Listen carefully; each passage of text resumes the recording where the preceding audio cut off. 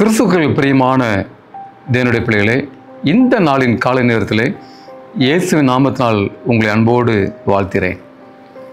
தேவனுடைய பாதுகாப்பின் கரம் இந்த நாளில் உங்களோடும் உங்கள் குடும்பத்தோடு கூட இருப்பதாக.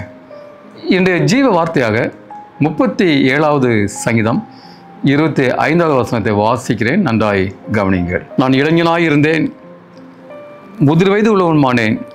ஆனாலும் நீதிமான் கைவிடப்பட்டதையும் அவன் சந்ததி அப்பத்துக்கு இறைந்து திரிகிறதையும் நான் காணவில்லை. எனக்கு அன்பான தேவனுடைய பிள்ளைகளே, பக்தனாகிய தாவீது நமக்கு ஒரு வாக்குறுதியை கொடுக்கிறார். ஒரு கேரண்டியான ஒரு வார்த்தை நமக்கு கொடுக்கிறார். நான் இளைஞனாய் இருந்தேன், ஒரு சிறு வயதில், ஒரு வாலிப பருவத்தில், இப்போது எனக்கு முதிர்வது ஆகிவிட்டது. ஆனாலும் நீதிமான் ஆண்டவரால் கைவிடப்பட்டதையும் அவன் சந்ததி அப்பத்துக்கு அலைந்து திரிகிறதை நான் காணவில்லை என்று அது சொல்லார். பிரியமானவர்களே,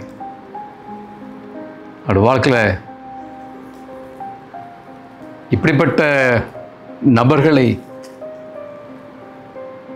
ஒரு நீதிமான் கைவிடப்பட்டதை அவர் காணவே இல்லை. ஆமென். பிரியமான தேவனுடைய பிள்ளைகளே, நீதிமான் எந்த விதத்தில் நம்ம கைவிடப்பட மாட்டான். பிரியமானவர்களே, நீதிமான் யார்? நீதியை செய்கிறவன், நீதியாய் வாழ்கிறவன், நீதியாய் நடக்கிறவன், நீதியை பேசுகிறவன், நீதியை பின்பற்றுகிறவன். அந்த நீதி யார்? ஆண்டவராகிய இயேசு கிறிஸ்து. அவரே நீதி, அவரே நீதிபரர். பிரியமான தேவனுடைய பிள்ளைகளே, அந்த நீதியை பின்பற்றுகிறவன், இயேசை போல வாழ்கிறவன்,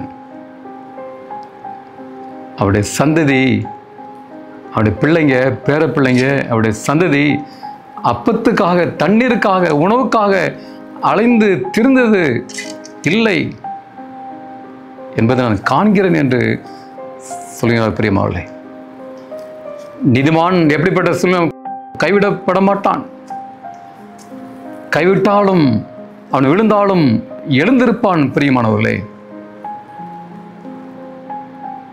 அன்பான தேவனுடைய ஜனமே, சிந்தித்து பாருங்கள். நம்முடைய வாழ்க்கை எப்படி இருக்கிறது? நீதிமானாய் வாழ்கிறோமா அல்லது துன்மார்க்கமாய் நாம் ஜீவிக்கிறோமா? நீதிமானோட நிலைமை என்ன, துன்மார்க்கனோட நிலைமை என்ன? சிந்தித்து பாருங்கள்.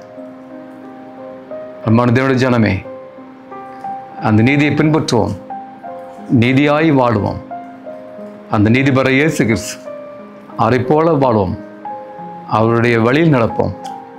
நாம் கண்களை மூடி ஜெபம் செய்வோம். எங்களை அதிகமாய் நேசிக்கிற அன்பின் ஆண்டவரே, இந்த நல்ல வேலைக்காக நன்றியோடு துதிக்கிறோம். அப்பா, ஒரு நீதிமான் கைவிடப்பட்டதை நான் காணவில்லை என்று தாவீது சொன்னாரே. ஆண்டவரே, நிச்சயமாய் நாங்களும் துன்மார்க்கமாய் வாழாதபடி நீதிமானாய் வாழ கிருபை தார். இந்த செய்தி கேட்ட நம்முடைய பிள்ளைகளை ஆசீர்வதிங்க, பாதுகாத்து கொண்டுங்க, வழிநடத்துங்க. எல்லா தேவைகளையும் சந்திங்க, நோயில்லாத வாழ்க்கை கொடுங்க. இயேசு நாமத்தில் வேண்டிக் கொள்கிறேன் பரலோகத்தின் பரம தகப்பனே. ஆமேன், ஆமேன். கர்த்தருடைய ஆசீர்வாதம் உங்களோடு கூட இருப்பதாக. ஆமேன்.